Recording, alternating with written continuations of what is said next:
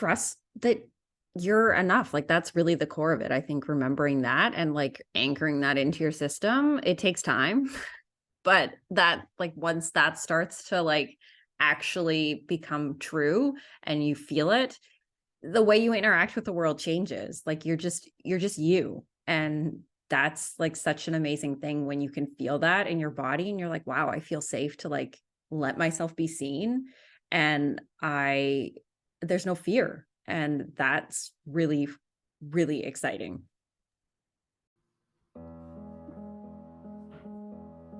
Welcome to the Mighty Emotions Podcast. I'm your host, Giselle. I'm a certified emotions coach, and I teach you how to respond better to your emotions so you can feel better in your life. My mission is to show you how to work with your emotions to become more emotionally resilient. Your emotions are not designed to overpower you, they're designed to empower you. On this podcast, I share what our emotions are, how to understand them and work with them, and the tools you need to reclaim your power and get unstuck from emotional pain so you can find fulfillment in your life again. I'm so glad you're here. Now let's get into the episode.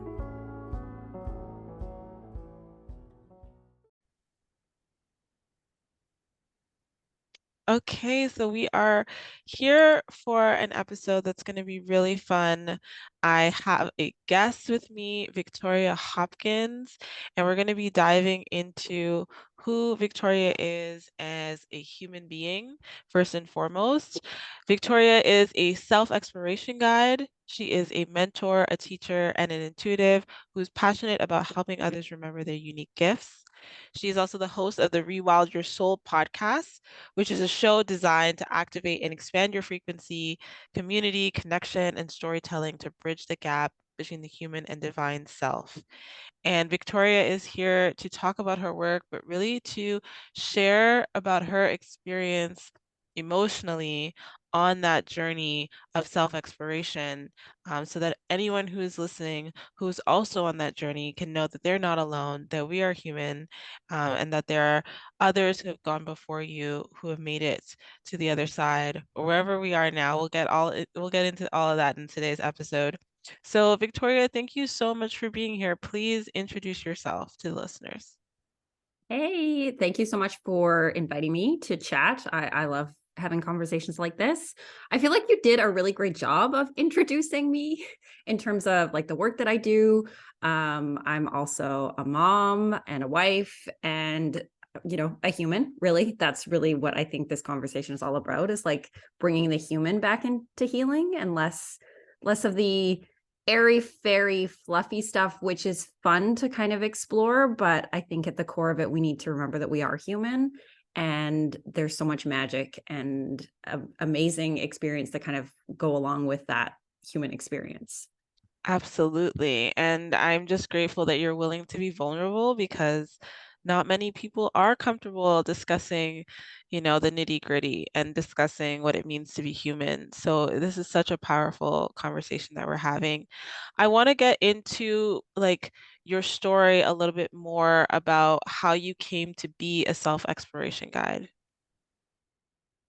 It's been lots of twists and turns. I feel like that's kind of been my life. I realized recently that I was diagnosed with ADHD, so that kind of explains the million and one directions that I went as a teen, as a kid, and as an adult, of having these like wildly strange jobs that seemingly didn't kind of connect, but now I can see that they all kind of did, and they all were at the core of that sort of service and helping others. And I think that's really what I strive to do, is to like show up and support other people. But it started with kind of wanting to, I guess, quote unquote, fix myself. That's kind of how my self exploration journey kind of started, as I struggled with anxiety for many years, probably since I was a kid. So that's kind of what really kind of started this kind of unlearning experience that I went on, of just wanting to like feel better and to not feel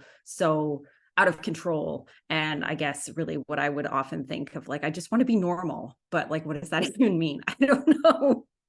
Absolutely. I mean, all of us want to be normal, and what I think that means is trying to seem normal, trying to seem like everyone else, trying to blend in, trying to fit in.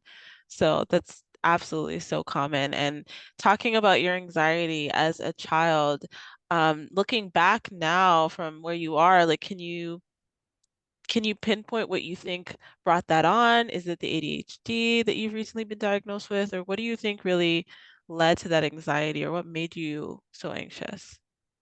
I think I picked up a lot of stuff. I definitely feel like there's a lot of like stuff that I carried that wasn't actually mine. A lot of my dad's like worries, and like he had a lot of like trauma in his childhood. So I feel like there was a lot of that that I kind of like just was very aware of. And just like the subtle shifts in energy. My dad also struggled with depression when I was younger. So I think I kind of like could tell that there was something not right, but I was a kid, so I didn't really know what that all meant. So just really being almost too self-aware when it comes to like my nervous system, when it's kind of in that overdrive, I would definitely fall into that fawning category of just like trying to be the people pleaser, the good girl, like just keep the peace and then everything will be okay. So I think it was a combination of just being a really sensitive kid Mm. and possibly maybe undiagnosed like ADHD as a kid, of just not knowing like what to do with the energies and emotions that I was feeling. And it wasn't really talked about that much as a kid growing up in the 90s. Like it just like emotions were, I think our parents were trying, but it still was not, it was still not really that talked about. Yes, I love that you shared that you picked up things from other Mhm. people and picked up other people's anxieties because so many people are going to relate to that and resonate with that. I know the clients that I've worked with have shared similar things as well. Like being a kid, we are kind of dependent on the adults in our lives to make sense of the world for us, and when they are dealing with their own stuff, it makes it hard for them, right? Like they do try their best, but we're all it's kind of like the blind leading the blind in some ways when it comes Mhm. to emotions. So how did you, as you grew up having this anxiety, like how did you learn to navigate the world and cope in a way? There's a lot of like not so healthy ways of coping that I did. A lot of it was internal. So it was like the negative self-talk was definitely something that I struggled with a lot. It kind of mucked up my eating habits for a bit in like my late teens. And then there would be times when it just kind of would go away and it would be great and it would be fine. And it would be like nothing was like there was nothing going on in my world. I wasn't struggling or anything like that. And then as I got older, I started to, try more of the like counseling and all of these different other approaches. Pretty much if it was available, I probably tried it in terms of like ways to support mental health and anxiety. And eventually I just kind of I found a lot of it just wasn't getting to the root, I guess, really. Mm. Like it was just I just kind of felt like I was going around in a circle and it wasn't really solving anything. And I was still trying to outrun anxiety all the time, and that doesn't work. Yeah, it, I wish it did, right? I really No, wish it did. it does not work. So that definitely was a struggle of just like not wanting to feel. I think that was a big thing of like, I just don't want to feel this. So I would do anything I could to just kind of avoid that. And I mean, my vices were, I guess, quote unquote, like not bad by what standards, like we've kind of like the hierarchy of these vices that we've kind of put in, like watching Netflix or just kind of Mm. shutting down or like all of these other things, not like addiction or alcohol or anything like that. I didn't dabble with that because that made me more anxious. So in some ways, the anxiety kind of was helpful for that, but it still wasn't a great way of dealing with emotions or even really living. I wasn't really living at that point. Yeah, I mean, so many people think that they don't have an issue because it's not quote unquote bad according to Mm-hmm. standards, right? But I Yeah. love that you shared that no, it doesn't have to be running from our emotions can look like binging Netflix and just not really living our lives. Like it doesn't have to be extreme at times, but it still does have such a huge impact on us. And you mentioned the negative self-talk. So I'm wondering if you can talk about how running from your emotions, how numbing, like how you think that played into your self-concept, like how you saw yourself, and basically like the choices and decisions that you made, not in terms of like numbing from your emotions, but in terms of like what you believed was possible for you in your life. Oh, that was like, I feel like it was everything. It kept me back from so much stuff, right? It helped well, it thought it was helping, I guess, to kind of keep me safe, to give me that illusion of safety. But it really just kind of like it kept me small and hiding and afraid of like speaking anything. If even if somebody was like the smallest things, if someone had an opinion of like their favorite show, or they were whatever it was, I would just like kind of go along with what they thought was true and would never ever say what I thought. I really struggled with the any idea of like doing anything outside of the box, or like following my dreams or whatever. I was always afraid of like, well, what's the point? It's not going to work. Like, why bother? And it really kept me like so afraid of myself, I think, afraid of possibilities, afraid of like actually succeeding and like not being able to like hold what that could look like. That is so huge. That is so huge. Not being able to succeed. I mean, we all fear failure, right? Yeah. But the fear of success is very real as well. And when we are suppressing our emotions, we're really suppressing ourselves and suppressing our self-expression, right? And so you talked Mhm. about like not feeling comfortable to share your opinions or to speak up. And it's funny because now you have a podcast, I know. right? It's just so it's I realized that sometimes you have to feel that fear. But it took time to get to that point, I think, of learning how to it started with learning how to feel emotions Mm. and creating the space that I felt safe enough to actually like feel anxiety and not like try and run away from it, and realize that I could feel this emotion, and if I sat with it, it actually didn't last that long and I didn't die. And that was like a huge realization of like, wow, like I did it. That's amazing.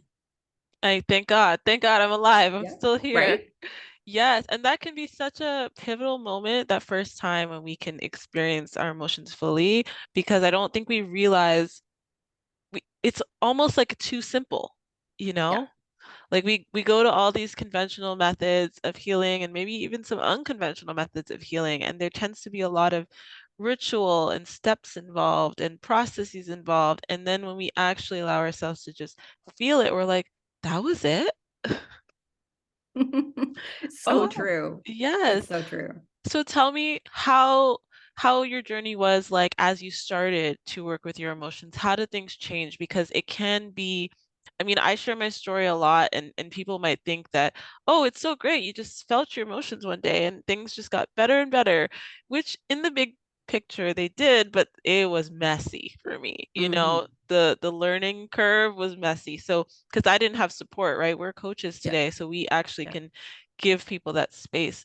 But tell me, like, what was that experience like for you as you started to feel them? I think the big thing that I noticed that shifted a lot was my dad dying suddenly. I think almost 4 years ago now. And that kind of was basically the dam that broke everything, because when you're navigating grief, you're just so exhausted. You can't Yes. do anything but feel. And I think that as horrible as that experience was, it really was kind of like, I feel like part of our journey together, and like the catalyst that kind of helped to move this experience along and showed me that I could feel things, like just like the anger and the sadness and all of these emotions, like that you didn't even know that you had, were coming up, and I had to feel them because there was no other option. So I think that really was an eye-opening experience. And then it just sort of happens, and it is messy, and there's so many things that that you go, like your journey just kind of like goes, and you think you're good, and then something else will come up, Mm. and then you're triggered again. I had that happen like last like a couple months ago, my husband went hunting and I'm like, I'm good. I got this. I can handle it all. And I basically like cried the whole week and I was a complete basket case. I'm like, why am I freaking out? This is so like unnecessary.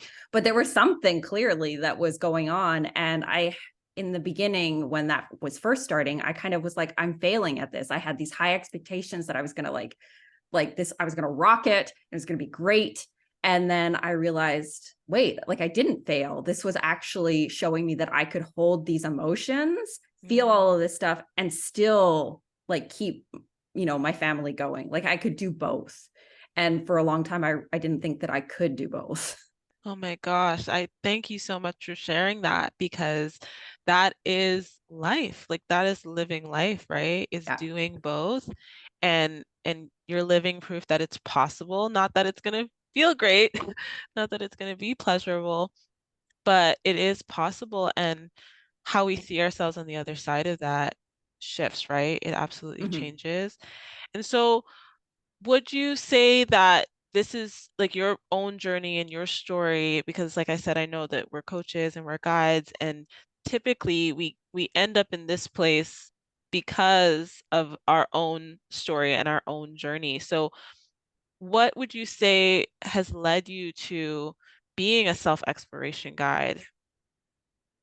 I think it's just wanting to show people that it is possible and that they have so much more power than they realize. Because, when you're in the depths of all of that, like really deep emotional healing stuff, it can kind of feel like you have no control or that you're broken or that somehow it's your fault. And that's not the case. And I think just helping people to really understand that that is like there is light on the other side. And to understand that they have the ability and capacity to actually like walk themselves through these experiences because like we know it's you're not ever going to get to the point where magically you have no emotions except like joy and happiness. Like that would be so boring. But Right? there's like a subconscious part of us that thinks like, oh, if I just do enough healing, then I'm going to be never triggered again and it's going to be great. But that's not how it works. But you do learn the skills to be able to like move through that, and maybe a really like heavy experience knocks you out, but only for a day instead of like a week or 2 weeks or a month. Right. So that I think is really helping people to like see like that it is possible and that they can feel their emotions and that they have the ability to heal. And I don't even know if I like the word heal because it just gives you that sort of like you think that it's done, but it's not Mm, really done. It's just like that's why I kind of like the word self-exploration because it is just sort of like you're just kind of constantly checking in and stuff will come up and then you have the skills to navigate that. yes, I love the replacement of self-exploration with healing because I have the same kind of like, it's a little misleading. The word healing is like as if it's done. I do believe that we can get to a state of resolution with Mhm. past things, but it doesn't mean that something isn't going to come up in the future. And so having the skills to navigate that. And it sounds like, I mean, are there any I'm sure you have your own methods that you use, tools in your toolkit that you share with your clients, but can you share for the listeners, like, what is your practice like of self-exploration and working with your emotions? I think the biggest thing that I've really discovered is like being present in the moment is like letting life kind of be your teacher is a really great thing. Like you don't need to go looking for things to fix because being human and showing up and living your life is going to give you a really good opportunity to be like, huh, there's something there that's like making me want to like cry. What's going on? Like that's really Mm, strange.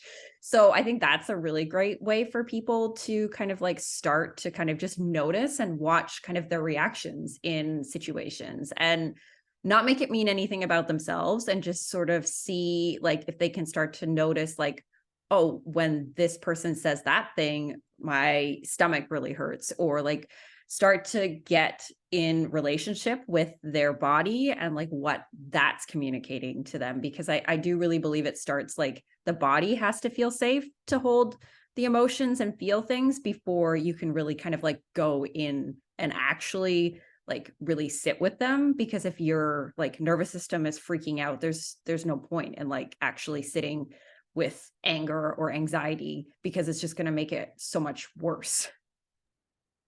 Yes, 100%. Like the body is the gateway, like it is the Yeah. entry point. Absolutely. And that is the thing that I think people, at least the clients that I work with, I don't know about your clients, but they're always like, oh, this is how I actually feel my feelings is by tuning into my body. It's like, yeah, Mhm. because a lot of times we're thinking and we're like, oh, I'm processing it, but it's so cognitive. So I love that you start from the core and the foundation. Our work is so aligned. I Um, love it. I love it. I love it because this is what the world needs, in my opinion, right? Like this is Mhm. why we're here, is to usher this in and to help people along with this. So can you just tell the listeners a little bit more about like what your clients typically come to you for? What are the main things that you kind of support people with? Is it anxiety? Is it, feeling like they need to fix themselves? I feel like it kind of like the worthiness, like not feeling good enough is a big component. And then that can kind of like offshoot. There's so many ways that that can kind of manifest, whether it's through anxiety or other physical symptoms or like whatever have you. That stuff really, I feel like that's the core of what is driving a lot of people of I don't feel like I'm worthy. I don't feel like I'm good enough. And just starting to see if we can figure out where that core belief is coming from, what's going on, and really create space so that they're able to untangle from that. And I again, it's there's some resolution that you do get with this work, but there's, you'll run up against certain situations where you're like, huh, that worthiness wound is kind of coming up again, but you have the capacity and the tools to kind of feel it. And a lot of it is just really slow. Like I really like as it's not super glamorous work, I feel like in some ways, like when you see some of the other like things that are spoken about in like the coaching spaces, it doesn't feel as glamorous, but like when you're building a house, pouring the foundation and putting up all of the walls and doing the drywall isn't really like the pretty stuff, but it's like so necessary. So that's kind of how I view this kind of work, is that you're really doing like the foundational pieces so that you can hold your big vision and feel safe to like be yourself and really kind of step into that like that wisdom and magic that you actually that's there all along. It's just got all of this stuff kind of like hiding it. Oh my God, I love that analogy. Like it's so true. We all want to like get to the paint, choosing the paint and like Yep. decorating and what furniture we're gonna put in the house. It's like, wait, you need walls and you need a foundation that's solid. So that's so important. And I love that you talked about the worthiness piece, because I think that Mhm. that is a huge factor when it comes to not wanting to look at our emotions and not wanting to explore ourselves deeper. So, if you're comfortable, can you share a little bit about your own journey with your worthiness? Yeah, that's been a big one. I feel like I'm still kind of unlearning old patterns, and I mean, I don't even know where it would have come from. Like it's so many layers, right? Like we pick up so much stuff, and I feel like our world is really like designed to keep us in that state of like you always need something else to like to fix you, or you need that next whatever to be good enough. And it's hard to untangle from that and realize that that you're enough just by being you, and your productivity doesn't determine that. That was another big thing, and I think I can kind of relate that back to like ADHD of like just feeling like it was so much harder to like human than other people. I would watch them and I'm like, it seems so easy, how can they do all of these things? And I'm like having struggling trying to remember to like switch the laundry over. And so that stuff is like it's it's taken me a bit of time to like really start to untangle from that. And weirdly enough, I feel like getting the diagnosis of ADHD was kind of like really validating of like, oh, I'm not going to fit into like what the standards of society is. So like, it's not me. Mm. Great. So now I can work with myself and like not put so much pressure on myself to like have it perfect, because it's not going to be that way. And perfect is boring. Really, it's not it's not even sustainable and it's not real. And yet we're constantly chasing this like illusion of perfection. Absolutely. I mean, I think that just I'm laughing because I'm thinking, did I put the laundry in? Like I don't even know how to keep track of my day-to-day life, right? Like I Yeah. definitely am not perfect behind the scenes. And I think becoming a mom really tipped the tide for me with that because all of a sudden I had the same number of hours in the day, but twice the amount of things to do and three Mhm. times the amount of decisions to make. And it felt like it all fell on me. So there was a lot of emotions that motherhood, forced me to navigate. And knowing that you have, how many children do you have? I have three. Oh my gosh, good for you. Can we just have a round of applause for that? Because I only have one and she's young and I'm like, I can't even imagine. So yeah, like what do you think, how do you think motherhood kind of factors into all of this for you? Gosh, I feel like it's such a trip. Um, I look back and I feel like, I mean, my kids are older now. So like the mother that they got when they were really little was definitely a lot more stuck in her wounding and not feeling worthy and all of those things. So I kind of feel a little sad, but then I remind myself that like that's just who I was. And clearly like it was all part of our journey. And we're learning together now that we can grow and shift and change. And but it definitely is a trigger, that's for sure. And just noticing the things that, the kids do, I'm like, man, I got in trouble for that. And now I'm freaking out about it. And it's just so funny to see how it kind of comes full circle. And it makes sense, right? Like those things that we kind of like got in trouble for as a kid. And then our kids do it, and our inner child is like having a little freak out because they're like, I got in trouble for it. How come you get to do it? Like, this is not fair. So that I definitely notice big time. Like, man, this like my dad is coming back to haunt me here. No, he's But their grandpa's there in spirit. right, yeah, it's just these things that you didn't think were going to trigger you, and they do. But I think it's like the chaos and the mess and a lot of the extra things that you're constantly having to think about that just are like so much more exhausting of like, wow, like someone's got dance, someone's got a field trip, like there's just Mhm. so much information, and it can feel really like you're just never going to get ahead. And I think that's like the challenging part of I don't know if it's like motherhood or like parenthood. I don't like I can't speak to my husband of like what he worries about, or if it's just like a me thing where I'm always like thinking about all of the things. But Mm. yeah, motherhood is definitely it's a wild ride, I think. And it's like life, right? It's amazing, it's awful, it's wonderful, it's like overwhelming, it's all of the things. But Exactly. yeah, I think we learn so much if you're willing to like just be humble and remember that like there's no such thing as a perfect parent. I mean, unless you're like, I don't know, in a TV show, in a sitcom, Maybe. you Yeah, know? like Yeah. I, that's I yeah. I think about that because nobody warned me about how triggering motherhood was going to be. Mhm. So I really wanted to ask because there are people who are listening to this who aren't mothers yet, who maybe want to be, and I would hate for them to arrive and be like, what the hell is this? Like, why did no one tell me that this is going to be so triggering? And especially watching our kids do things that we got in trouble for. I mean, my daughter does things and I laugh because I'm like, I can't even punish you because I got in trouble for I can't even punish you. I can only laugh because I vividly remember doing that thing, Yeah. and how it upset all the adults around me.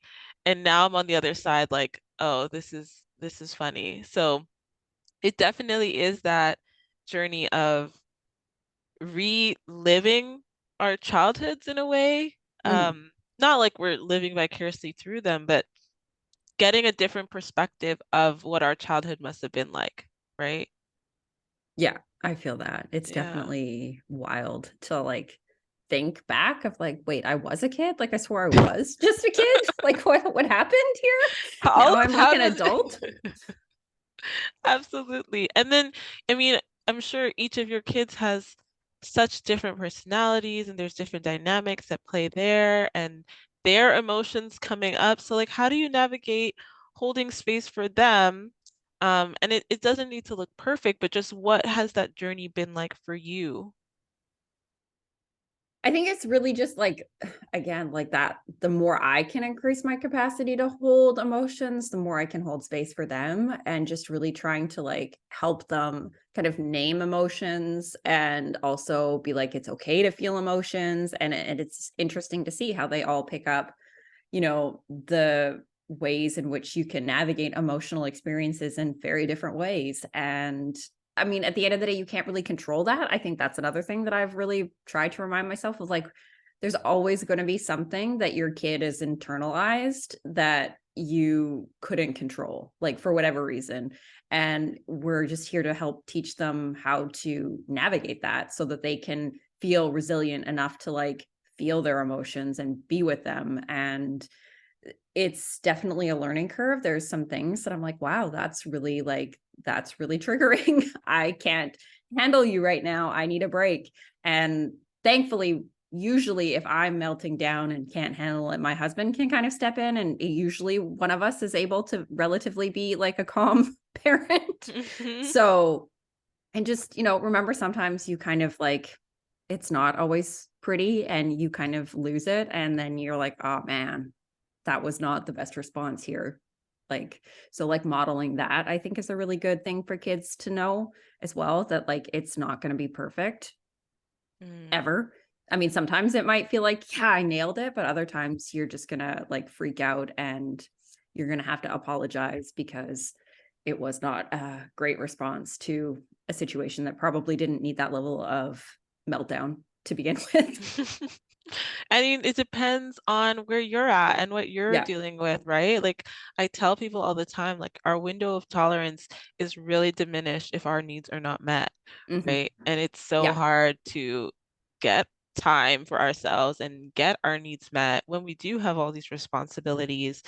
And relationships are like the most distressing thing about life at times, I feel, right? Hmm. Like I think that the people that come to me, there's always some kind of relationship, whether it's with their parents or their kids or their colleagues. Like our interactions with each other as human beings can be such sticky points and bring so much, like you said, triggers and having to navigate the emotions of that. So, how do you take care of yourself in those moments?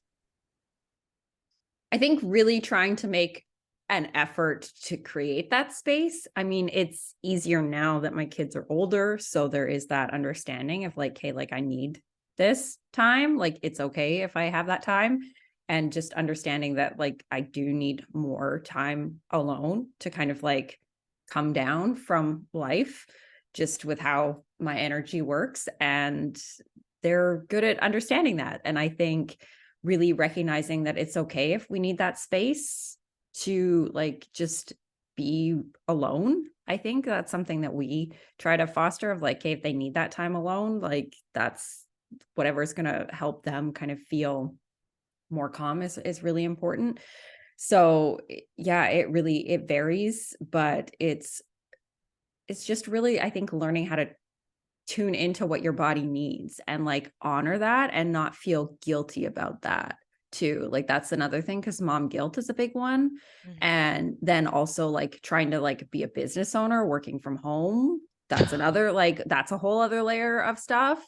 And just because really at the end of the day, like I feel like a lot of us probably start these businesses so that they kind of work with our energy. So you kind of have to untangle a lot of the like productivity. My value is tied to my productivity. So if I need to like slow down for a day and like rest, that's okay. Like that is another big thing that's really important, is trying to like honor where my body's at and like really make space for like letting that be okay. And I mean, exercise is a really like, I love it. And it's something that like I can really kind of stick to the different whatever it is, but like some kind of movement my body really kind of craves. And I find that that really helps me kind of like calm my energy down so that I can be present, uh, and just like kind of come back into my body.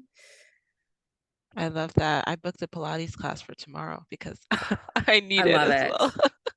I love I it. realized like, okay, this week has been a lot. I need to move. I need to go and do something that makes me feel amazing and connects me with my body.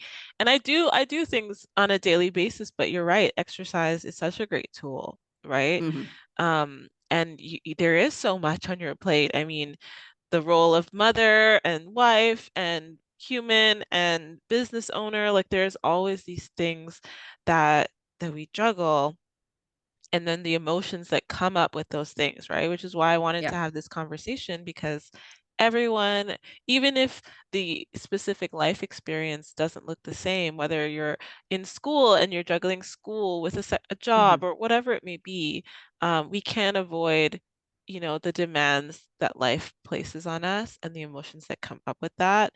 Um, so I want to talk a little bit about your role as a self-exploration guide, and how, when people come to you to deal with the worthiness and they're navigating all of this stuff, can you give the listeners a little bit of an understanding of like what your process is?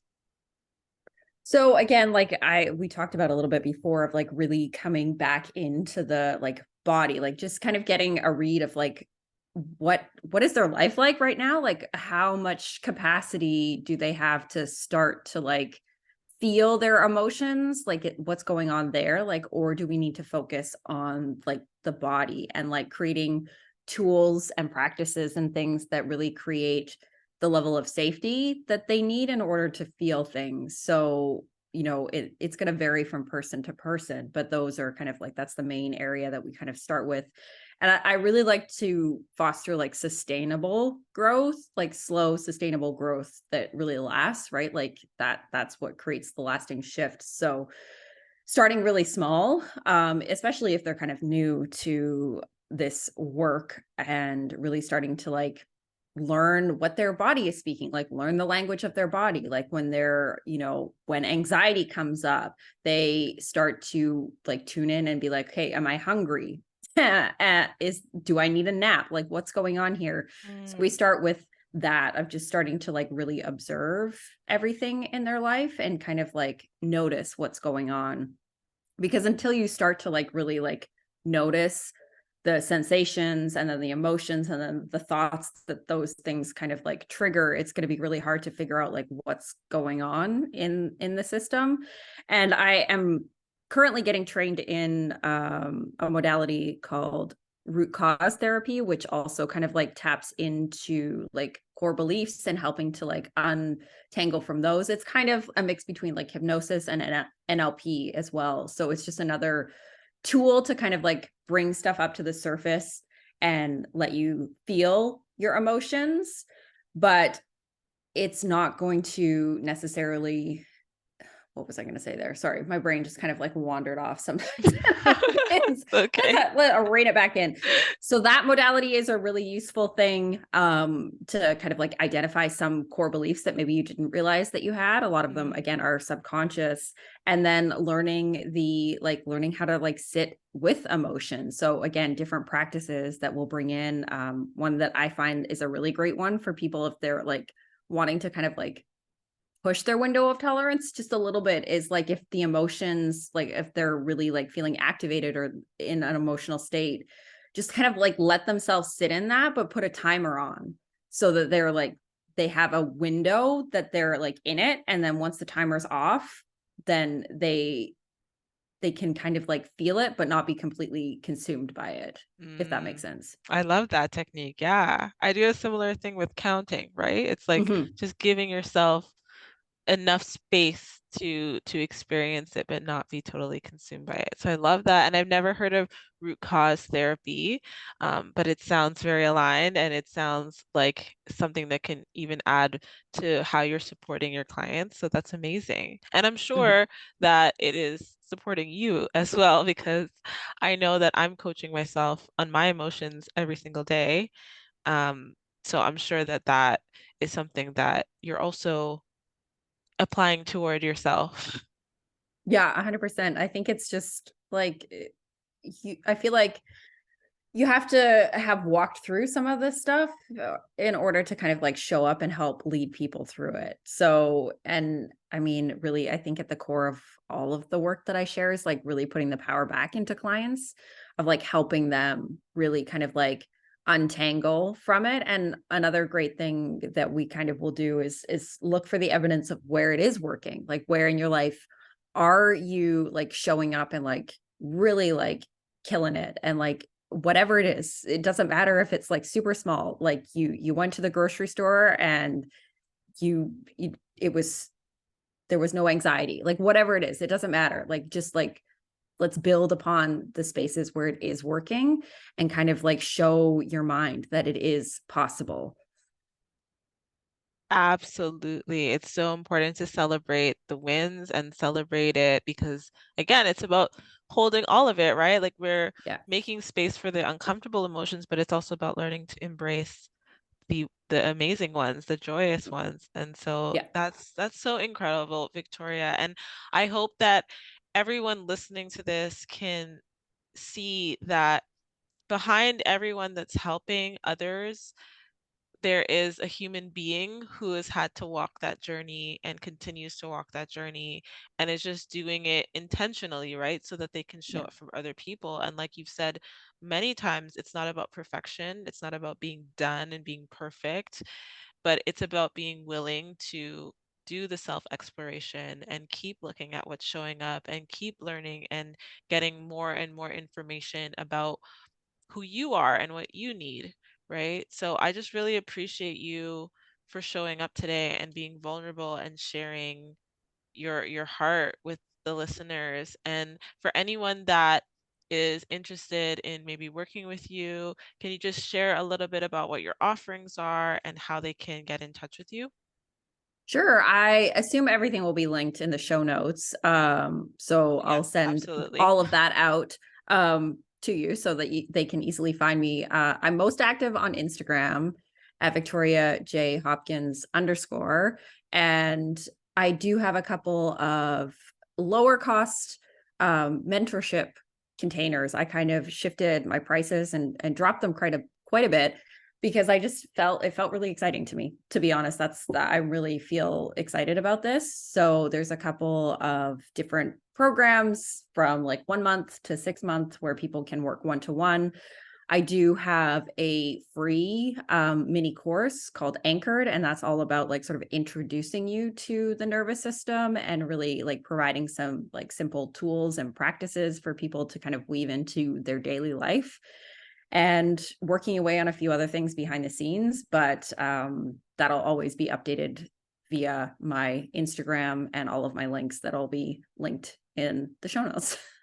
Yes, amazing. Yes, the links are definitely in the show notes. If you're listening, you can go and connect with Victoria on Instagram, as well as a link to the free course if you're interested in taking that. And of course, your podcast. Yes, yes, my podcast. I forget about it because it's just something that I kind of do for fun, but Yeah. it is also a way that you can kind of connect with me as well, Rewild Your Soul. And I just love having conversations with me. It kind of feels like just like a coffee shop chat with friends. But I love talking to all kinds of different people and just listening to them kind of share their journey and their wisdom and medicine that they bring to the world, because I think yeah, everybody's going to have something completely different, and it's very, there's, very human experiences shared through it, and there's also like, more of the spiritual like stuff as well, and you can kind of, you get to be both. You get to kind of like connect your heart and go with where that's leading you basically, and that's what I feel like all of my work kind of centers around as well. Yes, and I was lucky enough to be a guest on your podcast. So I Yes. will link that episode below as well, so people can get an entry point to your show. And I love, love, love your work, Victoria, and it's so necessary. It's so needed that there are people who can hold space. Because, like you said, there are a lot of interventions, but they're not they don't get to the root, right? Like let's Mhm. just be honest. They Yeah. don't get to the root, and both of us have gone on journeys where we have tried many, many, many things. Um, but it wasn't substantial. And so we've created it and we're putting it into the world. So thank you for showing up the way that you do and for helping uh, you know, the beautiful souls that cross your path. So if you're interested in working with Victoria, go to the show notes, check out those links. Thank you again for being willing to be here. And is there anything you'd like to just leave the audience with?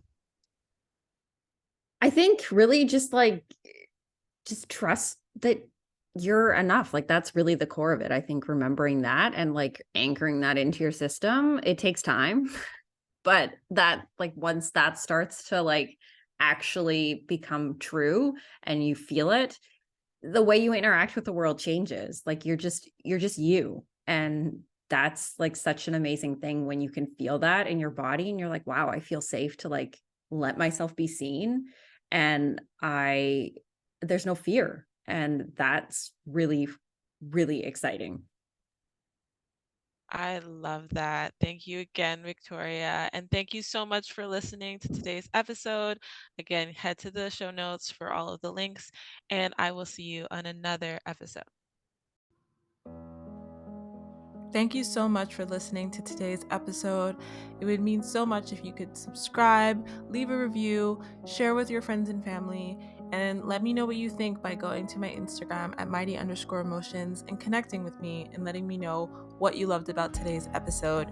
It really means a lot that you support this podcast, and I love coming to you each week with a new episode. So be sure to subscribe, let me know what you think, and take care of yourself.